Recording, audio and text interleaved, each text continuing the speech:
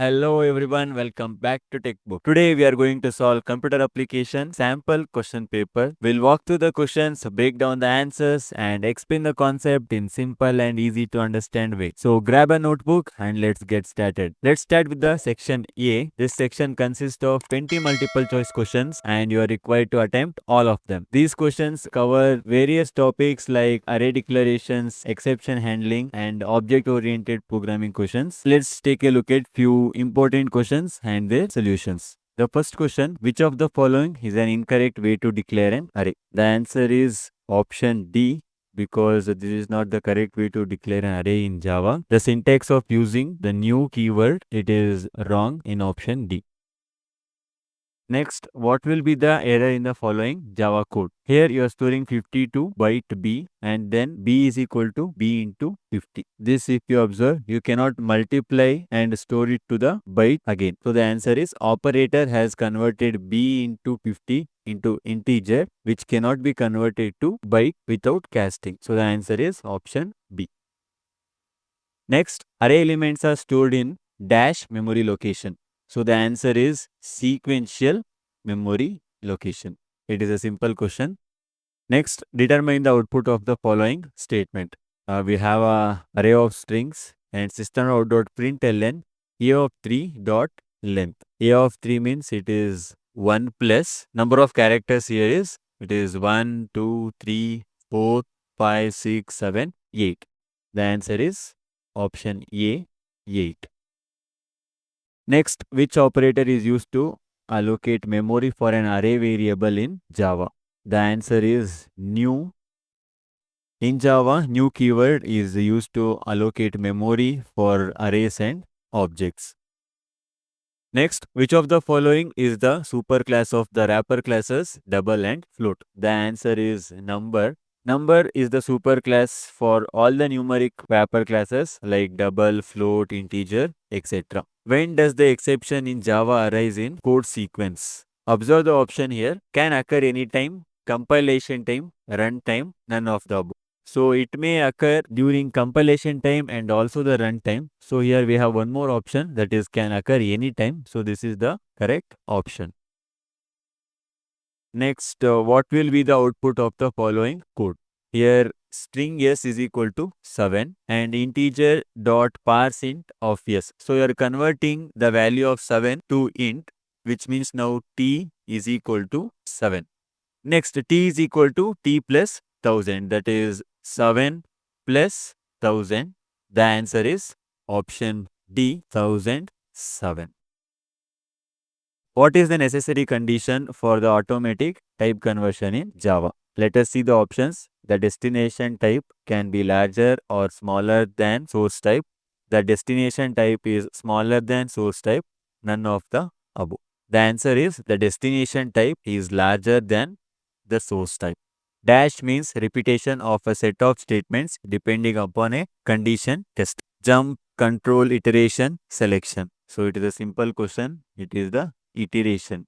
Iteration is the process of repeating a set of statements, usually like loops, that is for, while, do, while. Next, can you declare an array without array size? The answer is no. In Java, you must specify the size of array while declaring it.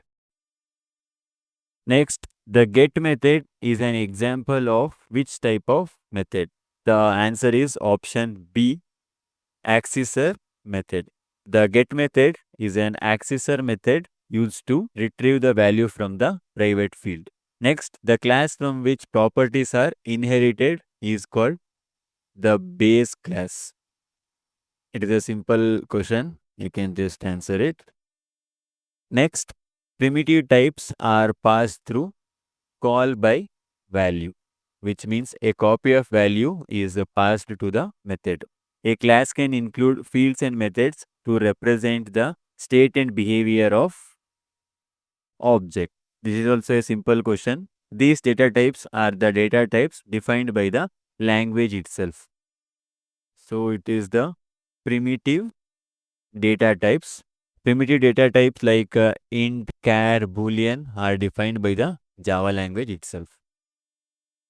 Next, you have an assertion and reason. Let us see the assertion first. Primitive data types are the data types defined by the language itself. Reason, class interface and array are example of primitive data types.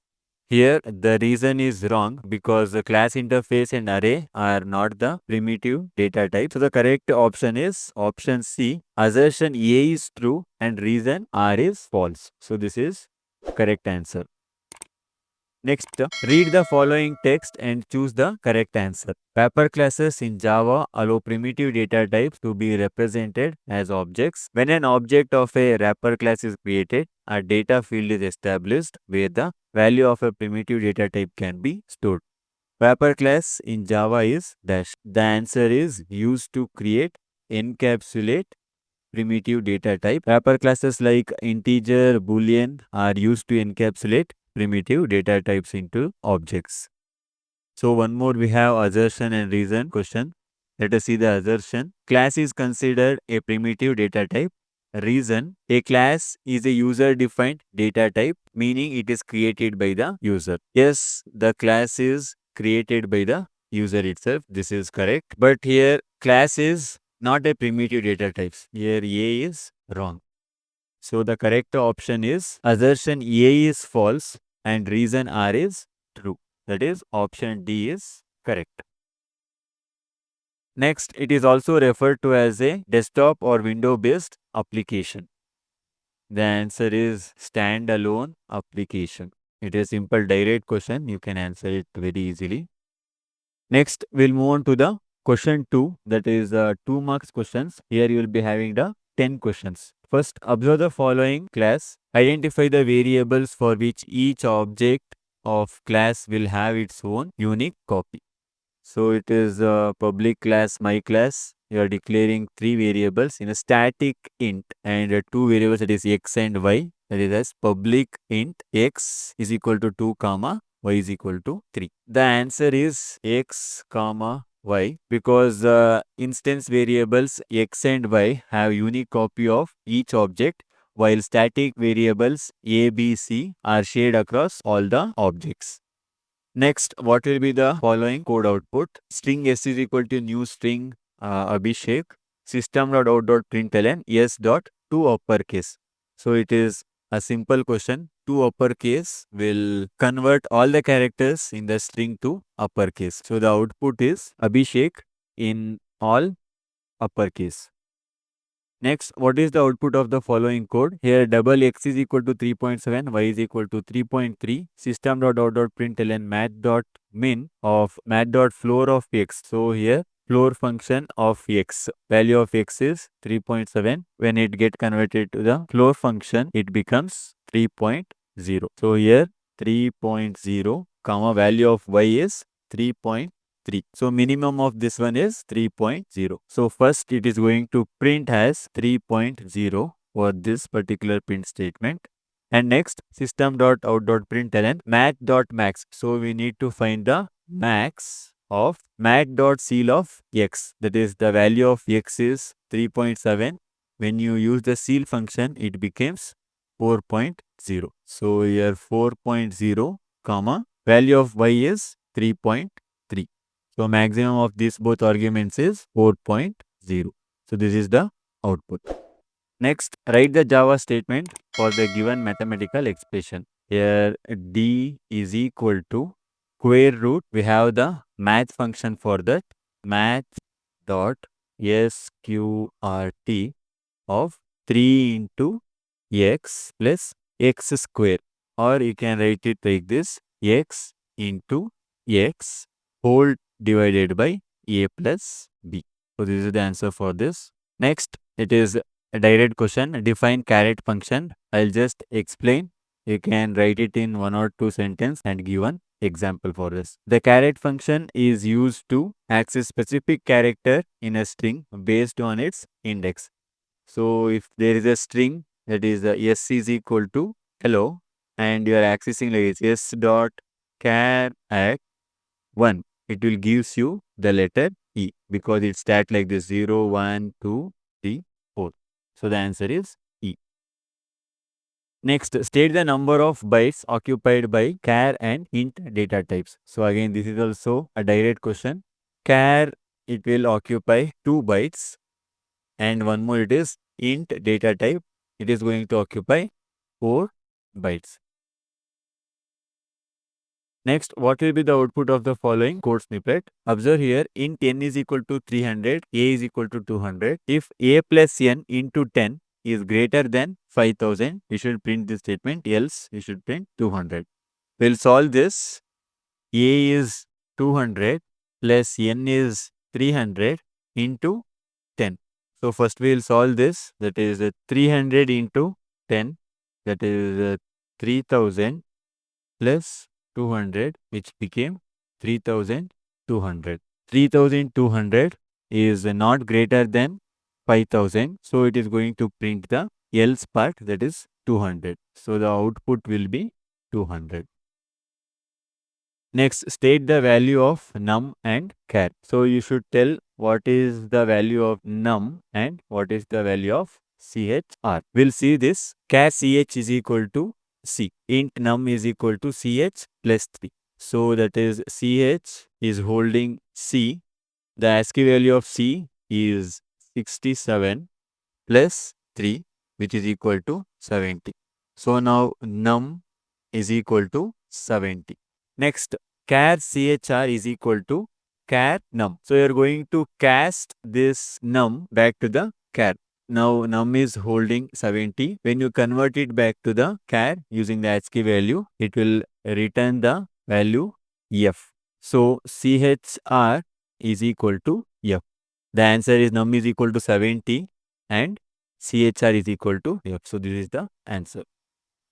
Next, write the output of the following Java code. Here we have one loop while x is less than or equal to 3. System.out.println x is equal to x plus 1. The value of x is initially 0. So the condition is true here, which means it prints the x. That is, it prints 0 first. Next, x is incremented. So x became 1. 1 is less than or equal to 3. It is also true. It prints x again here. Next, x is incremented, that is x is equal to 1 plus 1, it became 2. 2 is less than 3, it is also true. Again, x is printed as 2. And next again x increments, that is x is equal to 2 plus 1, it is 3. 3 is less than or equal to 3, the condition is true. Again, the x is printed, that is 3. Next, x is equal to 3 plus 1, it is 4. So here 4 less than or equal to 3, it is a false statement. Then it come out of the loop. So this is the output. Yes, next, rewrite the following code using while loop. So this is one of the important question. They may ask you to convert the loop from while to for loop or from for loop to while loop. So you should be knowing how to convert. So for that you need to understand the logic of the loop first. Let's write the code. Int a is equal to 100. So first line it is similar. And next here the initialization of this, we will make it in the beginning itself. That is int b is equal to 2. We'll use the while loop now to check the condition. While we need to check this condition, that is b less than or equal to 30. And inside this we are going to print this statement, that is system.out.println n plus b plus a. So this we are going to print, and this statement also we should keep it like that itself. A is equal to a minus 2. And next we have left this one. So this should be added inside the while loop. That is b is equal to b plus 5. And we'll close this while loop. So this is the conversion of this particular code to the while loop. That's it for today's video. The next part of the question paper will be discussed in the next video. So do subscribe to the channel so you never miss an update. If you have any doubts, please comment down below. I'll be happy to help you out. See you in the next video. Until then, keep coding, keep learning. Thank you.